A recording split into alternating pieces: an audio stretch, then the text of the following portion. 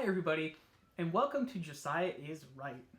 So by the middle of the 1980s, Star Wars was kind of over. The trilogy had been completed, droids and Ewoks failed to connect. I personally love both, though nostalgia really factors in largely here.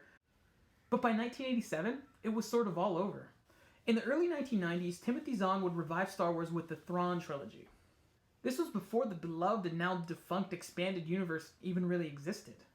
And the new Power of the Force action figures.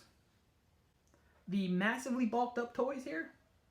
All this was building hype for the prequels coming in the later 1990s. However, return to the mid-1980s with ill-received cartoons and the end of the Star Wars comic that arguably saved Marvel, and the final stab at selling more toys with the not bulked up Power of the Force in 1985.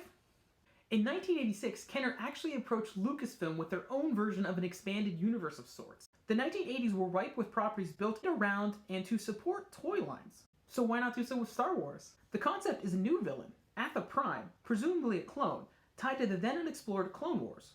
He's now battling our heroes, along with his clone warriors. The story would have also revived another fan favorite, Tarkin, who would return as a creepy digital puppet. Oh wait, that was Rogue One. It's not unlike most of the former expanded universe. The bad guys are hanging on to the remnants of the Empire. The book sets it up pretty powerfully. A powerful force, long kept in exile in a remote fringe of the galaxy, has been released by the death of the Emperor.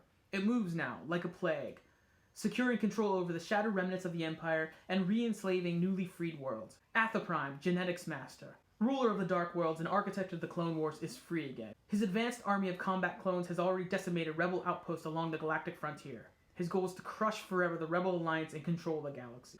Most of the ideas were good, as the previous quote attests. Some, however, such as calling these bad guys Mongo Beefhead Tribesmen, were less good, but very 1980s cartoon.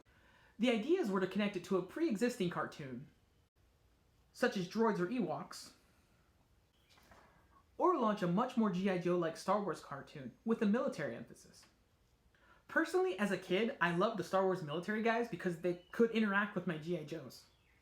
The Luke design is great, with a bit of samurai-inspired armor. Han looks a bit like he's a South American dictator. The line would have introduced familiar things such as a bantha and a blockade runner. Not this bantha, this one came out about 10 years later. For the most part, the line would have been built out of pre-existing things, sort of Frankenstein and kit bashed out of everything that's already come before to kind of save money on producing, such as a sand speeder, or a hot rod version of a land speeder. And this thing you can jam into the open part of the Millennium Falcon, lots of robots with guns all over them, and a walking gun, which also seems to be sort of sand related, or maybe it was just dirty.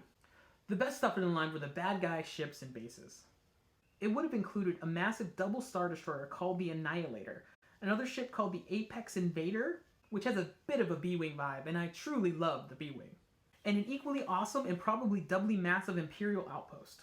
As you know, we never got to play with these toys, other than the stuff that came out later with other toy lines. Mark Bordeaux, who was with Kenner going back to the original Star Wars team, said, they were very complimentary. They said the new vehicles and characters were all very Star Wars-esque, and they really appreciated the fact that we wanted to keep this going, but they were just not ready to pursue that kind of thing. So that was the lost Star Wars line that we never got to play with. The info for this came from two key places. First, the article Tales of the Phantom Toys by Steve Sansweet, the ultimate Star Wars collector turned Lucasfilm history dude, in Star Wars Galaxy magazine in 1995.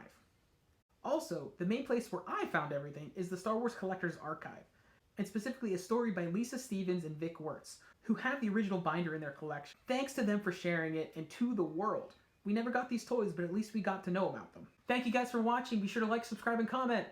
I will see you playing with toys that don't exist. Bye.